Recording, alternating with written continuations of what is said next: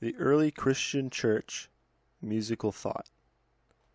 By the 5th century, the Roman Empire, which had for a time imposed peace on most of Western Europe, and on large parts of Africa and Asia as well, declined in wealth and strength.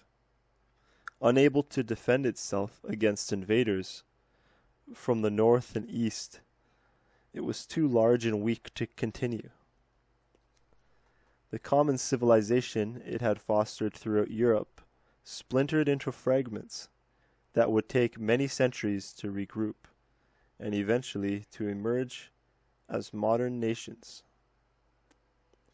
As the Roman Empire declined, however, the Christian Church gained strength, becoming the main and often the only unifying force and channel of culture in Europe until the 10th century, when the last Roman emperor finally left the throne in 476 CE.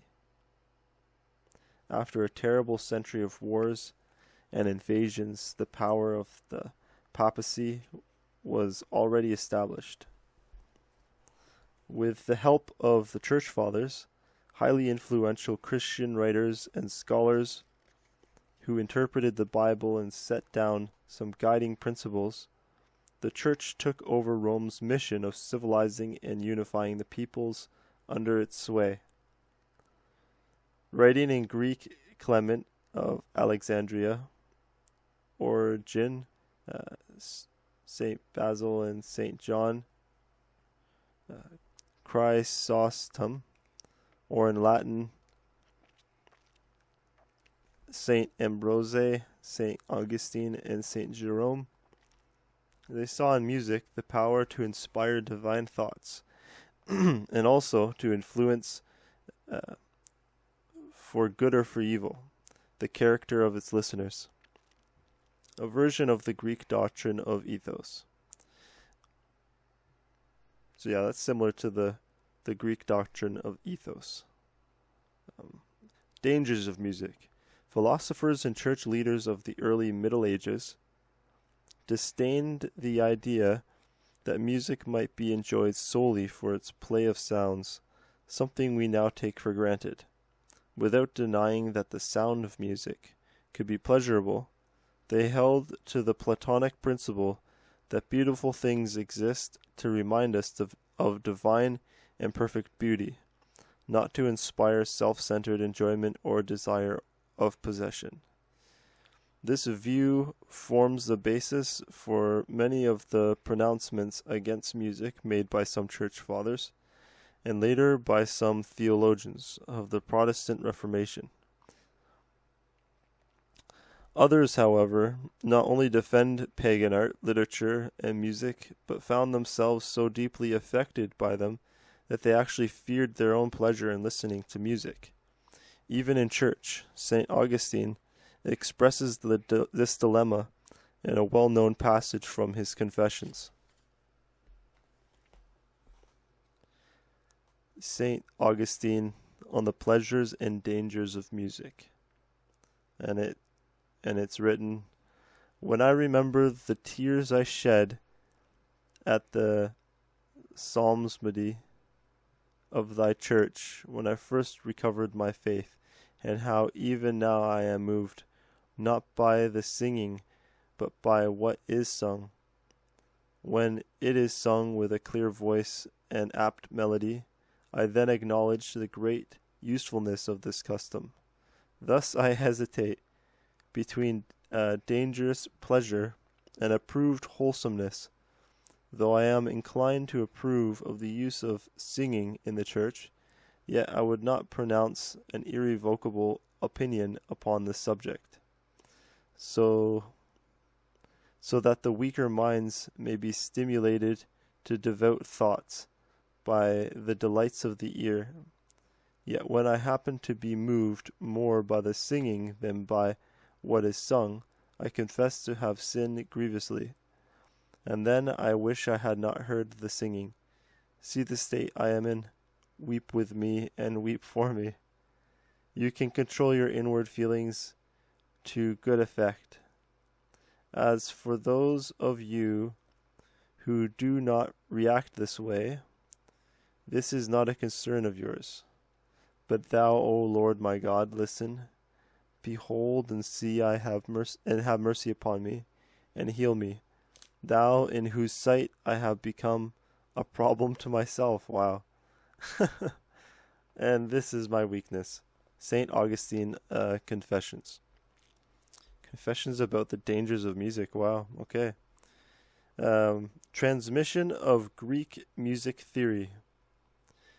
The music theory and philosophy of the ancient world, or whatever could still be found after the collapse of the Roman Empire and the invasions from the north, were gathered up, summarized, modified, and transmitted to the West during the early centuries of the Christian era. Most notable in this process were the writers Martinianus, Capella, and Boethius. Martinius Capella. Martinius produced an appealing textbook on the 7 liberal arts in his encyclopedic treatise, The Marriage of Mercury and Philology. Early 5th century. It covered grammar, dialectic or logic, and rhetoric, then geometry, arithmetic, astronomy, and harmonics or music. The first 3, the verbal arts, were called the trivium, 3 paths, while the last 4 were named the quadrivium, 4 paths, by Boethius, and consisted of the disciplines based on number. Anicius Manlius, Boethius, Anicius Manlius, Severinus, Boethius. Okay. Anicius Manlius Severinus Boethius, circa 480 to 524, was the most revered and influential authority on music in the Middle Ages. His De Institution Musica, the Fundamentals of Music, written in the first years of the 6th century, is a compendium of music within the scheme of the quadrivium.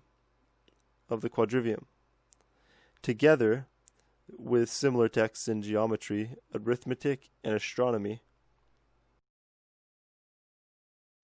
it prepared students for further studies in philosophy. The music treatise contains little original material. Boethius used Greek sources that he had at hand, mainly a long treatise by Nicomachus, mainly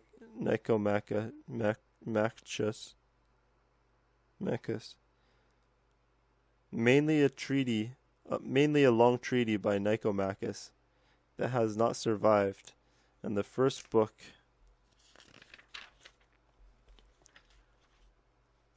book of Ptolemy's Harmonics. It also echoes ideas set forth by Pythagoras, Euclid, and Aristoxenus. Although medieval readers may not have realized how much Boethius depended on other authors, they understood that his statements rested on the authority of Greek mathematics and music theory. They came away with the message that music was a science of number because numerical ratios determined the melodic intervals, the consonances, the composition of scales, and the tuning of instruments and voices.